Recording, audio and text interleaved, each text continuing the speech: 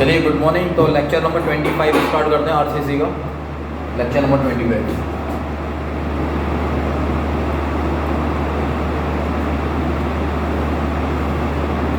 अभी तक हम लोगों ने डिज़ाइन फिलोसफीज में working stress method of design, limit state method of design और ultimate load method of design पढ़ लिया था।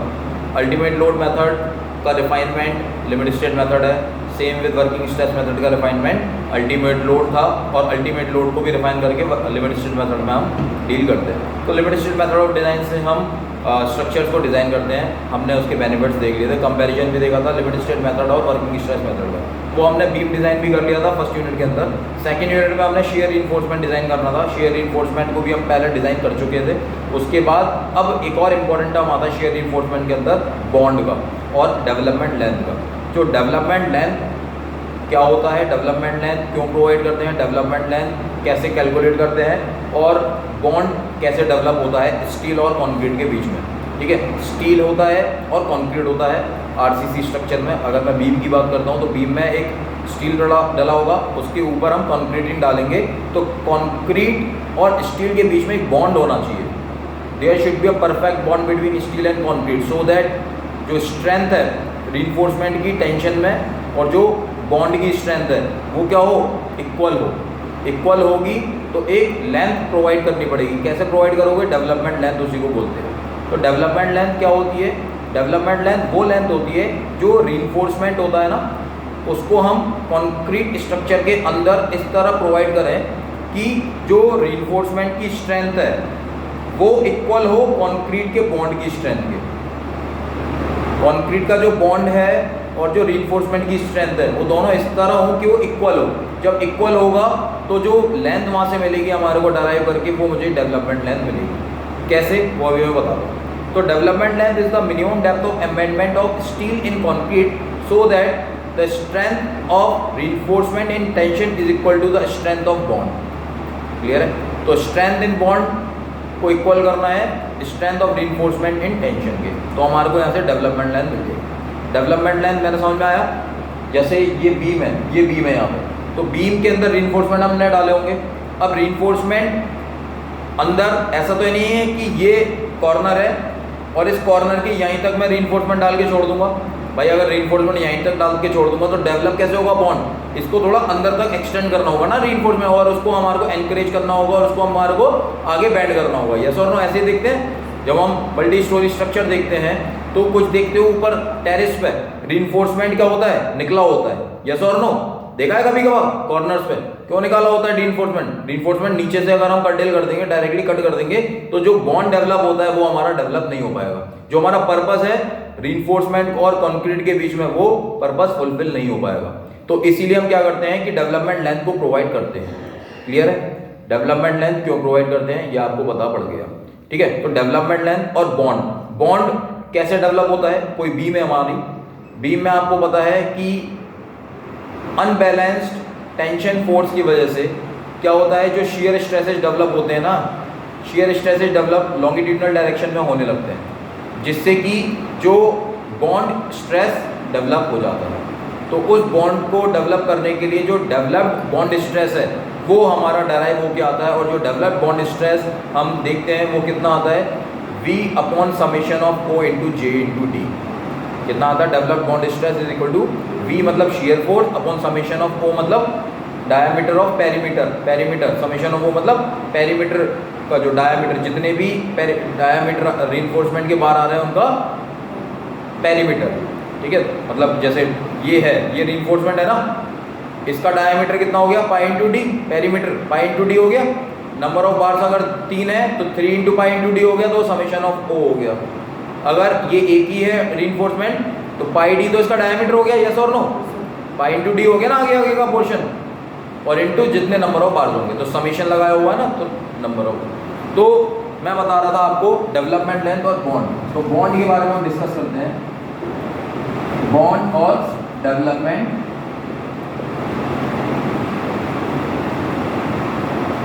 लेंथ।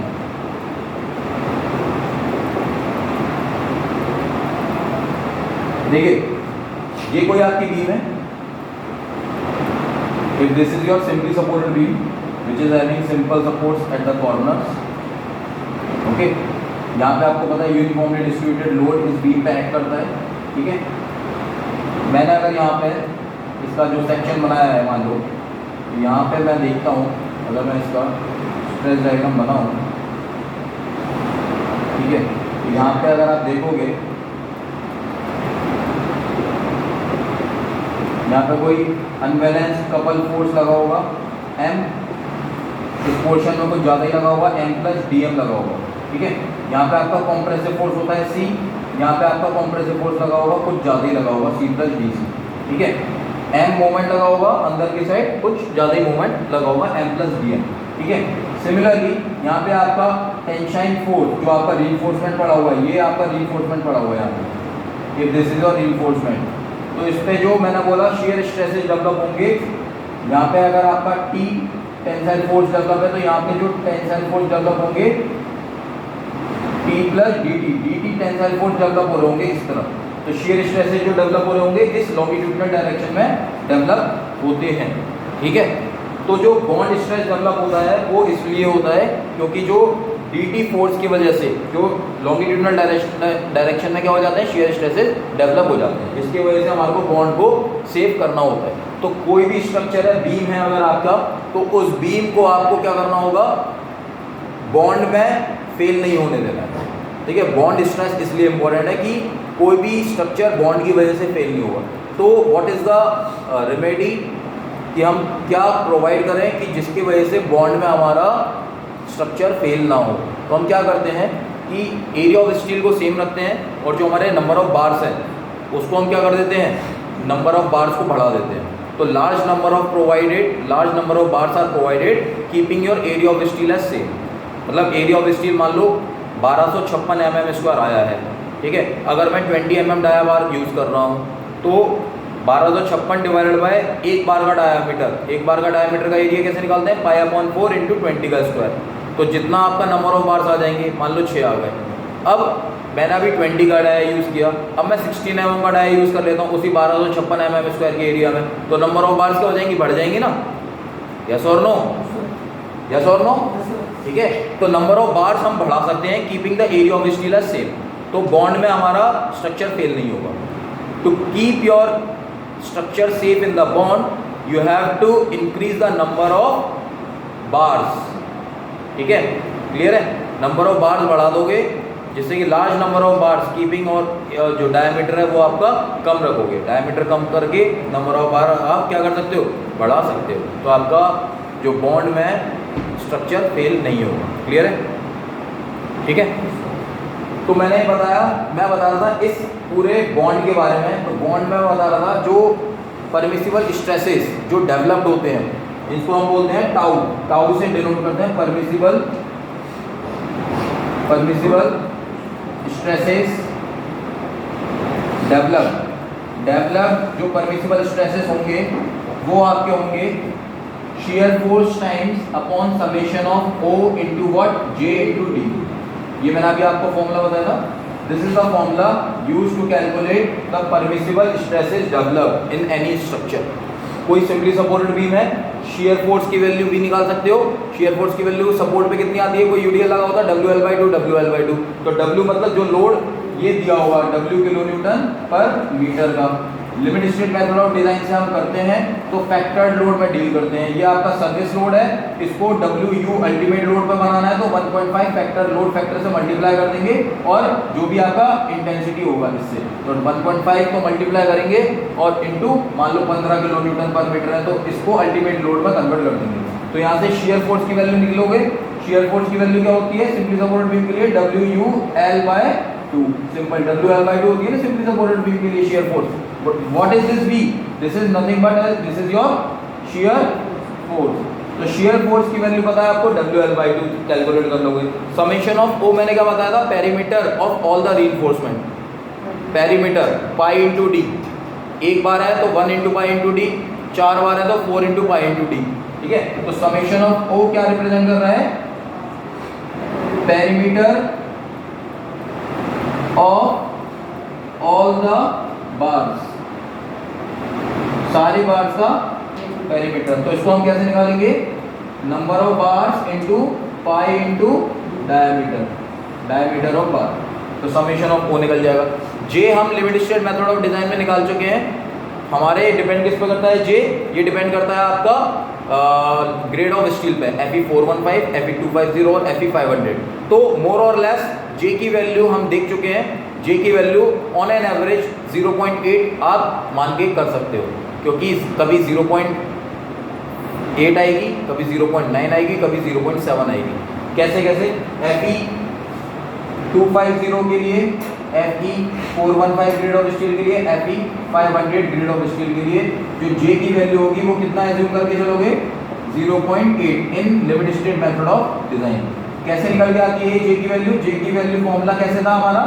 1 माइनस के इंटू जो आपका फैक्टर आया था के, आया था फैक्टर 0.42 टाइम्स ऑफ के, ये होता है फॉर्मूला जे का। ये हम डेराइव करके आ चुके हैं। J is equal to what? 1 minus 0.42 times of K. और ये सारे ग्रेड ऑफ स्टील पे डिपेंड करता है, Fe250, 415 और 500। हमने देखा था के की वैल्यू Fe250 के लिए होती है कितनी? 0.53, 415 के लिए होती है 0.48 और 500 के लिए होती है 0.46। क्लियर है? तो यहाँ पे अगर मैं जे की वैल्यू निकालना चाहूँ तो 1 माइनस 0.42 टाइम्स ऑफ 0.53 कर दोगे अगर, तो मुझे जे की वैल्यू मिल जाएगी कुछ समथिंग। ठीक है, आ जाएगी। वो किसके क्लोज आएगी? 0.8 के, मतलब 0.7 आएगी। सेम ये Fe250 के लिए मैंने लिखा। सेम विद Fe415 के लिए आप कर सकते हो। जे का फॉर्मूला क्या हो जाता है? 1 माइनस 0.42 टाइम्स ऑफ, अब के, ये क्या है? What is this? This is के, ये है के। तो के का फॉर्मूला 415 के लिए 0.48 होती है वैल्यू। क्लियर है? तो यहाँ पे आप पुट कर दोगे 0.48, तो यहाँ से जे की वैल्यू कुछ निकल के आएगी 0.8 समथिंग ही। तो इसलिए मैं हमेशा बोल रहा हूँ, चाहे Fe250 हो, चाहे Fe415 हो, चाहे Fe500 ग्रेड ऑफ स्टील हो, जे का फॉर्मूला 1 माइनस 0.42 टाइम्स ऑफ के ही होता है। इसके लिए 0.46 होता है, तो इसके लिए भी 0.9 समथिंग आएगी। बट हम एज्यूम क्या करके चलेंगे सारे केसेस में जे की वैल्यू, क्योंकि बार बार आपको ये याद नहीं होगा, तो आप 0.8 ही अडॉप्ट कर लेना, no problem at all. Okay, is this clear to all of you? तो जे का फॉर्मूला क्लियर हो गया, शियर फोर्स का फॉर्मूला क्लियर हो गया, समेशन ओ का पता पड़ गया, perimeter of all the reinforcement pi into D, number of bar जितने होंगे, और आपको जे पता पड़ गया 0.8, डी पता पड़ गया, इफेक्टिव डेप्थ है। इफेक्टिव डेप्थ कैसे निकालते हैं? ओवरऑल डेप्थ में से इफेक्टिव कवर को माइनस कर देते हैं हम, इंक्लूडिंग और लिंक्स, तो आपका इफेक्टिव डेप्थ मिल जाता है। ठीक है, तो स्मॉल डी क्या है आपका? Effective depth. Yes or no? Clear है? Is this clear to all of you? Let's move forward to our next section. Okay. Now, coming to this development length. Okay. Now I will be discussing about development length. Development length होता क्या है? तो मैं इसको rub कर दूं। Tau BD develop समझ में आ गया। इस परमिसिबल स्ट्रेसेस डेवलप क्या हुए? V upon summation of O into J into D। तो इसको हम बोलते हैं Tau BD से रिप्रेजेंट करते हैं। किससे? Tau BD। और ये क्या हुए? डेवलप हुए हैं। ये क्वेश्चन में जो लोड लगा होगा, एक्सटर्नल लोड, उसकी वजह से क्या हुए हैं? डेवलप हुए हैं। और कुछ shear stress grade of concrete पे डिपेंड करती है, वो परमिसिबल होगी। जो मैक्सिमम वैल्यू होती है IS कोड बुक से देखने को मिलती है, वो क्या है हमारी? Tau BD permissible. तो हम चेक करते हैं टाउ BD डेवलप जो क्वेश्चन में हम कैलकुलेट कर रहे हैं, और टाउ BD परमिसिबल जो IS कोड में दी हुई है, क्या टाउ BD की वैल्यू जो डेवलप हुई है इस क्वेश्चन में, वो टाउ BD परमिसिबल से ज़्यादा तो नहीं है? यस और नो? ज़्यादा नहीं होनी चाहिए ना। परमिसिबल का क्या मतलब है? Maximum limit. इस मैक्सिमम लिमिट से टाउ BD डेवलप की वैल्यू कभी ज़्यादा नहीं होनी चाहिए। जब ज़्यादा होगी तो बॉन्ड में फेल हो जाएगा। यस और नो? अगर बॉन्ड में फेल हो गया तो मुझे क्या करना पड़ेगा? नंबर ऑफ बार्स बढ़ाने पड़ेंगे। कैसे बढ़ाएंगे? डायमीटर कम करना पड़ेगा। जैसे 25 mm का डायमीटर यूज़ कर रहा हूँ, मुझे 20 mm का डायमीटर यूज़ करना पड़ेगा, तो नंबर ऑफ बार्स क्या हो जाएंगे? बढ़ जाएंगे। तो using thinner number of bars more in numbers, तो नंबर ऑफ बार्स बढ़ा देंगे, डायमीटर कम कर देंगे, जिससे कि हमारा जो बॉन्ड में फेल हो रहा है वो सेफ हो जाएगा। ठीक है, तो टाउ BD डेवलप्ड आपको समझ में आ गया। नेक्स्ट मैं बताता हूँ टाउ बी डी परमिसिबल, जो कि IS कोड IS 456-2000 में जो दिया हुआ है कि permissible stresses, bond stresses, tau B D मतलब बॉन्ड स्ट्रेसेस डेवलप, एक है bond stresses permissible as per your IS 456-2000। IS 456-2000 का नाम क्या होता है? Plain and reinforced cement concrete IS code book, ठीक है। तो मैं इसको रब कर देता हूं। I hope it is clear to everyone.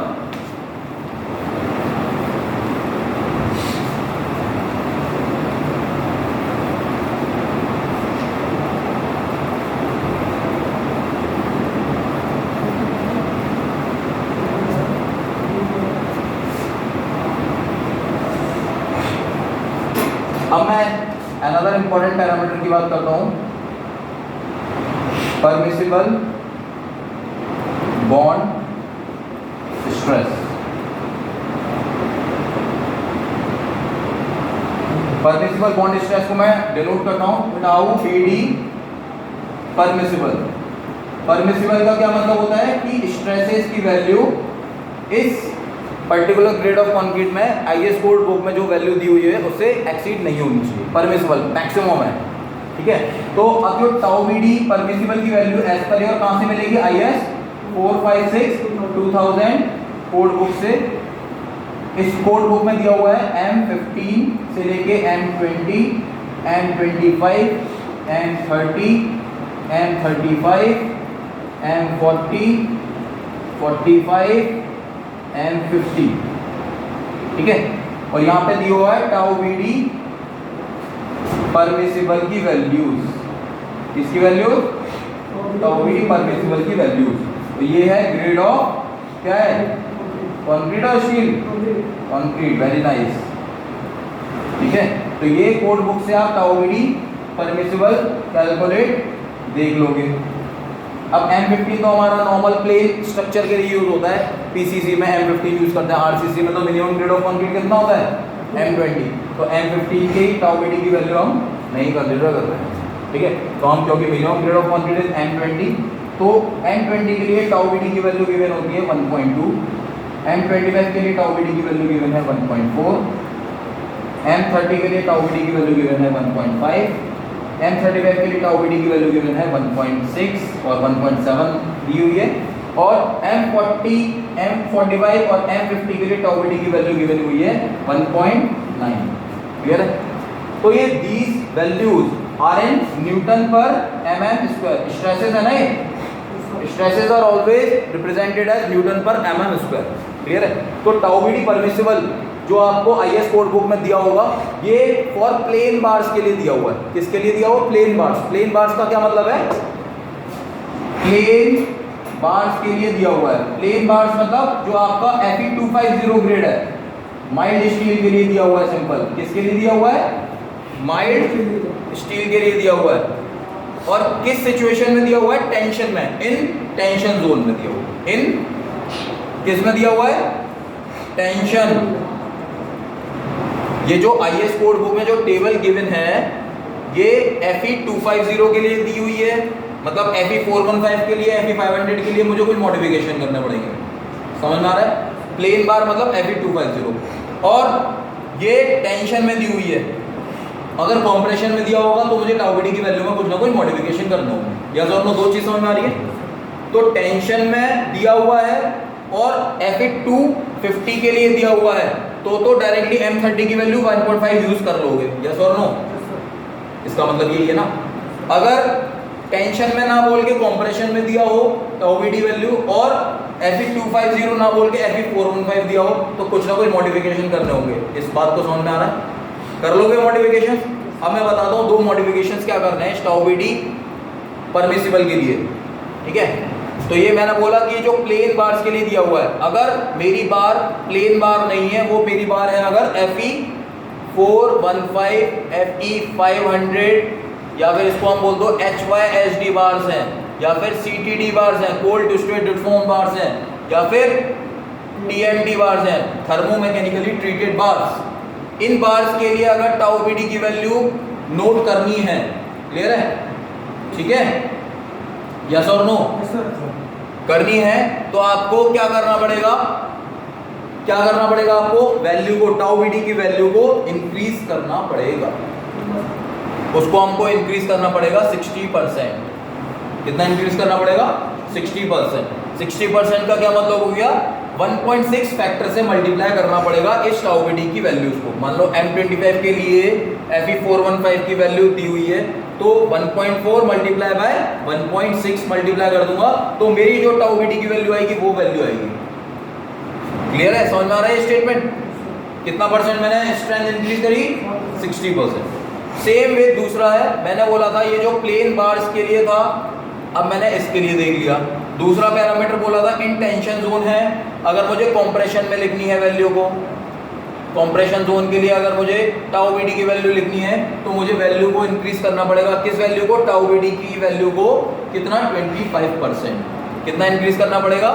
25% increase करना पड़ेगा, या 60% इंक्रीज करना पड़ेगा। 25% इंक्रीज करने का मतलब है 1.25 से मल्टीप्लाई कर दोगे फैक्टर से। तो मैंने बोला N25 grade of concrete given है, उसके लिए आपको टाउ बी डी परमिसिबल की वैल्यू निकालनी है। तो टाउ बी डी परमिसिबल की वैल्यू देखो, एक न्यूमेरिकल ही हो गया। टाउ बी डी परमिसिबल की वैल्यू निकालनी है for grade M30 grade of के लिए, और कंडीशन है कंप्रेशन में है वो, और Fe500 ग्रेड ऑफ स्टील है। Fe500 ग्रेड ऑफ स्टील है। तो टाउ बी डी की वैल्यू क्या होगी? अब सबसे पहले तो प्लेन बार्स के लिए देखोगे, M30 के लिए पूछा है तो M30 देखो, प्लेन बार्स के लिए कितना है? 1.5। यस और नो? तो पहले तो 1.5 तो मैं नहीं लूंगा, डायरेक्टली नहीं लूंगा, क्योंकि मुझे उसने पूछा है किसके लिए? Fe500 के लिए। Fe500 के लिए मतलब Fe500 के लिए है तो मुझे कितना परसेंट इंक्रीज करना पड़ेगा? 60%। मतलब 1.6 फैक्टर से मल्टीप्लाई करना पड़ेगा M30 वाली वैल्यू को। तो 1.5 से मैंने मल्टीप्लाई किससे करा? 1.6 से। तो ये तो मेरा पर्पस फुलफिल हो गया Fe500 का। अभी मेरा कंप्रेशन वाला फुलफिल नहीं हुआ, क्योंकि ये जो बार्स दी हुई थी ये टेंशन में दी हुई थी, तो कंप्रेशन में करने के लिए मुझे 25% और इंक्रीज करना पड़ेगा। यस और नो? तो 1.25 से और मल्टीप्लाई करना पड़ेगा। यस और नो? तो मैंने इस वैल्यू को 1.25 से और मल्टीप्लाई कर दिया।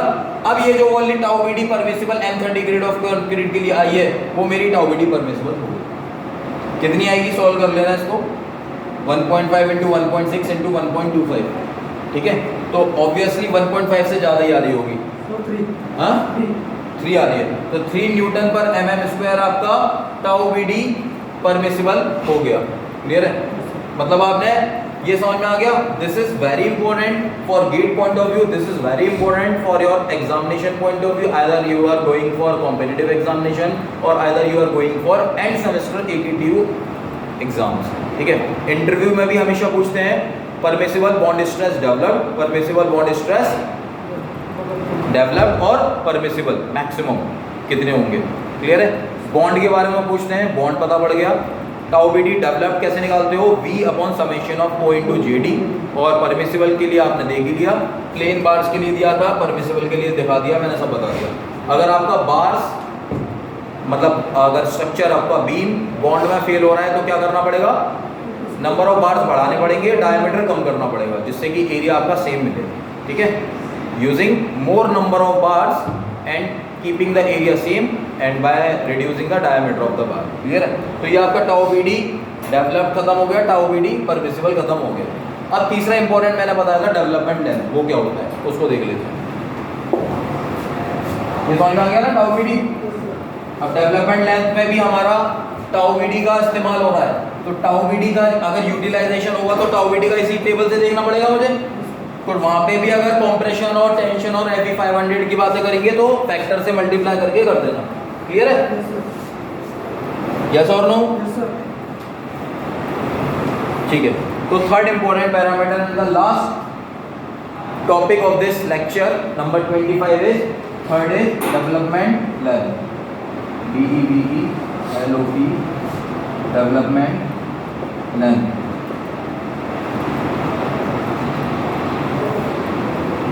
क्लियर? मैंने बताया आपको डेवलपमेंट लेंथ वो लेंथ होती है जो कि हम स्टील को कंक्रीट स्ट्रक्चर के अंदर एम्बेड करते हैं, जिससे कि स्ट्रेंथ है जो रीइंफोर्समेंट की टेंशन में, strength of reinforcement in tension should be equal to the strength of bond. Concrete के स्ट्रेंथ ऑफ बॉन्ड जो है वो स्ट्रेंथ ऑफ रीइंफोर्समेंट की टेंशन के बराबर हो जाए। This is all about development length. तो development length is the minimum depth of embedment of steel. सरिया जो है हिंदी में समझो और सही से समझो, ये आपका कॉलम, ठीक है, ये आपका बीम है इस साइड। अब इसमें जो रीइंफोर्समेंट में डालूंगा बीम में वो इस तरह प्रोवाइड करूंगा कि ये कंक्रीट के यहाँ तक तो नहीं प्रोवाइड करूंगा, ये अंदर तक प्रोवाइड करूंगा, जिससे कि ये कंक्रीट स्ट्रक्चर में जो कंक्रीट में बॉन्ड है और जो स्टील की स्ट्रेंथ का रीइंफोर्समेंट है, इन दोनों का जो बॉन्ड है वो प्रॉपरली मैच हो जाए। बात समझ में आ रही है? अरे आ रहा ये तो होता है जनरली, कोई प्रोटोटाइप बनाते हो तब भी तो ऐसे तो नहीं है यहाँ पे जॉइंट लगा दोगे, कुछ अंदर करोगे ना, ओवरलैपिंग करनी पड़ेगी ना, तो वही आपका डेवलपमेंट लेंथ होता है। क्यों प्रोवाइड करते हैं मैंने आपको बता दिया कि जो रीइंफोर्समेंट की स्ट्रेंथ है और जो कंक्रीट ऑलरेडी है उसका जो बॉन्ड स्ट्रेंथ है वो क्या हो जाए आपके, strength of bond in concrete is equal to strength of reinforcement in tension. ये समझ में आ गया? तो दोनों को इक्वल कर दोगे। तो मैंने क्या बोला, strength of bond in concrete is equal to strength of reinforcement in tension। Tension में है ना reinforcement। यस है, यस। आपको पता है कि स्ट्रेंथ ऑफ reinforcement कैसे निकलती है भाई, इसकी परमिसिबल स्ट्रेसेस से मल्टीप्लाई कर दोगे एरिया को, तो strength of bar 1 bar pi by 4 dia square. तो स्ट्रेंथ ऑफ रीइंफोर्समेंट मतलब एरिया हो गया 1 बार का pi by 4 into dia square into उसके स्ट्रेंथ से। तो परमिसिबल स्ट्रेसेस स्ट्रेंथ के सिग्मा एस टी होते हैं वर्किंग स्ट्रेस मेथड में। परमिसिबल स्ट्रेसेस इन स्टील क्या होते हैं, sigma S T. Working stress method में बट हम पढ़ रहे हैं लिमिट स्टेट मेथड, तो सिग्मा एस टी को हम रिप्लेस कर देंगे डिजाइन स्ट्रेंथ ऑफ स्टील से। तो डिजाइन स्ट्रेंथ ऑफ स्टील होती है 0.87 टाइम्स ऑफ एफ वाई। कितनी होती है, 0.87 टाइम्स ऑफ एफ वाई। तो ये आपकी है डिजाइन स्ट्रेंथ ऑफ स्टील। तो what is this, this is your area of bar, this is your strength, design strength of steel, ठीक है। तो एरिया इनटू स्ट्रेंथ या आपको स्ट्रेंथ ऑफ रीइंफोर्समेंट मिल जाएगी इन टेंशन। क्लियर है? तो pi by 4 dia square into 0.87 times of F Y वो equal किसके कर दोगे, strength of bond in concrete. जो आपका बार है ना वो बड़ा होगा और स्ट्रेंथ ऑफ बार, एक तो बॉन्ड स्ट्रेस होगा उसके अंदर, बॉन्ड स्ट्रेस मतलब टाउ बी डी इंटू उसका जो रीइंफोर्समेंट का जो पेरीमीटर है जो अंदर गया होगा, पाई इंटू फायर, इनका फायर मतलब डायामीटर इंटू डेवलपमेंट लेंथ जितना अंदर गया हुआ लेंथ, तो डेवलपमेंट लेंथ एल डी। तो मैं क्या बोलूँगा, टाउ बी डी, तो स्ट्रेसेस हो गए उसके, ये भी आपके क्या है, स्ट्रेसेस है बेसिकली, स्ट्रेसेस है ना, stresses of steel 0.87, design stresses of steel 0.87 times F होते हैं ना, ठीक है। तो ये आपका क्या हो गया, टाउ बी डी तो हो गया कंक्रीट का bond stress, this is what your bond stress tau B D into उसका क्या एरिया मतलब लेंथ रीइंफोर्समेंट के अंदर गई होगी उसका पेरीमीटर से मल्टीप्लाई कर दूंगा, क्या हो जाएगा pi into fire, pi into fire तो क्या हो गया इसके ऊपर का, और अंदर कितना गया है development length L D, length जितना एम्बेड किया है एल डी। समझ में आ रहा है, क्लियर है? ये आपका हो गया समथिंग एरिया, क्लियर है? तो ये आपका क्या हो गया, bond stress tau B D into pi phi L D is equal to pi by 4 dia square into 0.87 times of F Y.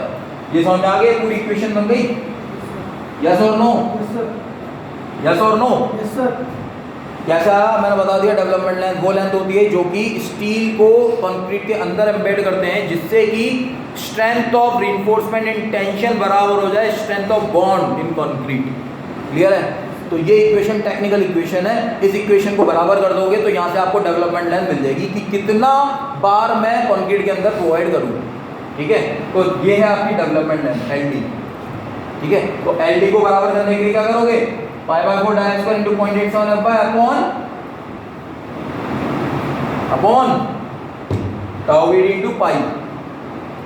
अरे नीचे ले जाओगे ना फैक्टर को नीचे, तो देयरफॉर एल डी कितना हो गया 0.87 times F Y into five, five square है, फाइव है तो फाइव से एक फाइव कट जाएगा, यस और नो। 0.87 एफ वाई और इससे पाई से पाई कट गया, यस और नो, कट गया। तो 0.87 F Y into five upon 4 नीचे है तो 4 नीचे है into tau B D, yes और नो, अरे यस और no. So this is the formula for development length. This is nothing but this is your development length.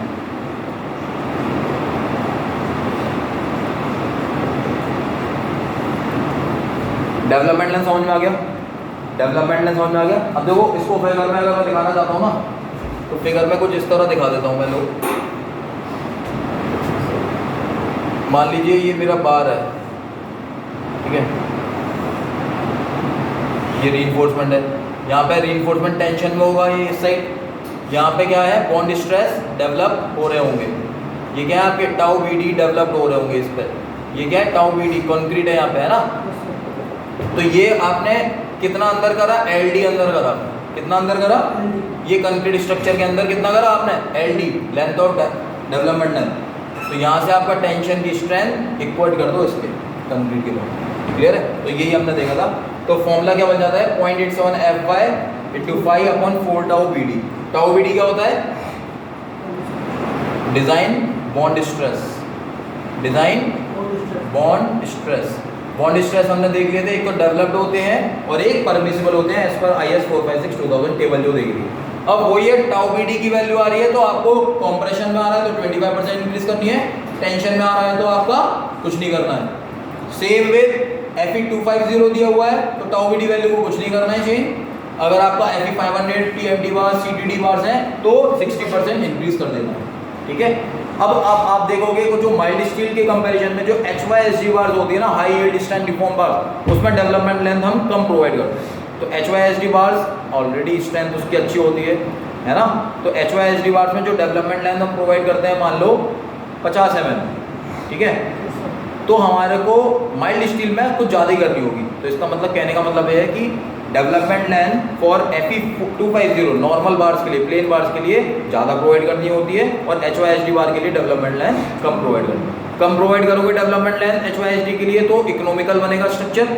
सरिया आपने कम यूज़ किया, डेवलपमेंट लेंथ का क्या मतलब है, ओवरलैपिंग करते हो ना उसको, तो डेवलपमेंट लेंथ कहाँ पे यूज़ आएगा, लैप लेंथ, जो आपका लैपिंग करने के लिए, लैप स्प्लाइसेस के लिए। लैप स्प्लाइसेस करते हैं, जैसे आपने देखा है कॉलम में, कॉलम ये आपका है, एक बार है 12 मीटर का मान लो, तो यहाँ पे आपको क्या करना पड़ेगा, 12 मीटर के ऊपर भी जाना है तो आपको क्या करना पड़ेगा, लैपिंग करनी पड़ती है। यहाँ पे ऊपर जाता है ना, कैसे कपलर से करते हो, या तो कपलर क्या होता है, एक चूड़ी होती है उसमें, वहाँ पे दूसरा कपलर लग जाता है तो वो ज्वाइंट हो जाता है इस तरह, यस और नो। या फिर आप ओवरलैप करते हो तो उसको हम बोलते हैं डेवलपमेंट लेंथ। तो ये जो लैपिंग होगी LP, जो लैपिंग होगी वो डेवलपमेंट लेंथ से कभी भी कम नहीं होनी चाहिए। जो हम लैप स्प्लाइसेस प्रोवाइड करते हैं दो सरियों को एक साथ लगाने के लिए, उसकी जब भी लैपिंग करेंगे तो लैपिंग कॉम्प्रेशन में और टेंशन में जनरली ड्राइंग्स में गिवन होती है लैपिंग की, इन कॉम्प्रेशन इन टेंशन।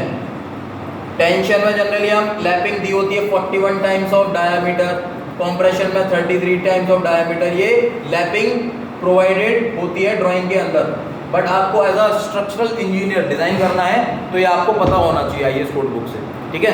तो आपने देखा लैपिंग कितनी होती है कॉम्प्रेशन में 33 टाइम्स ऑफ डायामीटर और टेंशन में 41 टाइम्स ऑफ डायामीटर। तो जब भी हम ओवरलैपिंग लैपिंग कराते हैं, लैप स्प्लाइसेस प्रोवाइड कराते हैं एक रीइंफोर्समेंट को दूसरे के ऊपर, तो जो लैपिंग होती है वो should not be less than development length. Lap जो करा रहे हो ना रीइंफोर्समेंट को, इससे लैपिंग करा रहे हो तो इसकी हमेशा जो लेंथ होगी वो इस LD से should not be less than LD, इससे कभी कम नहीं होनी चाहिए लैपिंग की किसी भी केस में।